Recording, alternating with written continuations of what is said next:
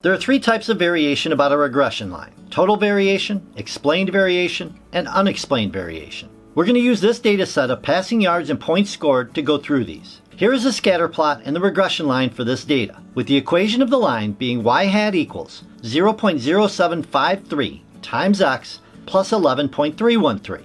And from this data set, the mean value for points scored is y bar equals 35.31. So I can draw that line in here. If we look at this point here, which is x equals 352 and y equals 40, at this same value of x equals 352, the predicted value from our regression line is 37.83, which is y hat.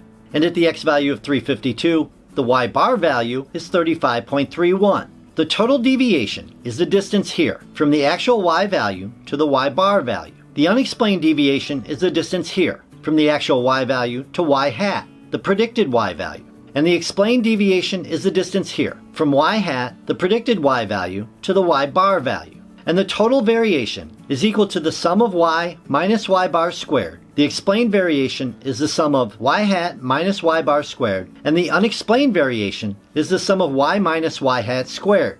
And the total variation is equal to the explained variation plus the unexplained variation. With a general understanding of variation about a regression line, we can now look at the coefficient of determination. The coefficient of determination is a ratio of the explained variation to the total variation, and it is written as r squared. If you recall, r represents the sample correlation coefficient, which shows the linear strength and direction of a relationship between two variables. So the coefficient of determination is just the correlation coefficient squared. In our sample data of passing yards and points scored, the correlation coefficient is 0.6178. So the coefficient of determination would be 0.6178 squared, which is 0.3817. So we would say about 38.17% of the variation in points scored can be explained by the relationship between passing yards and points scored. Alright my friends, that be the basics on variation about a regression line and how to find the coefficient of determination.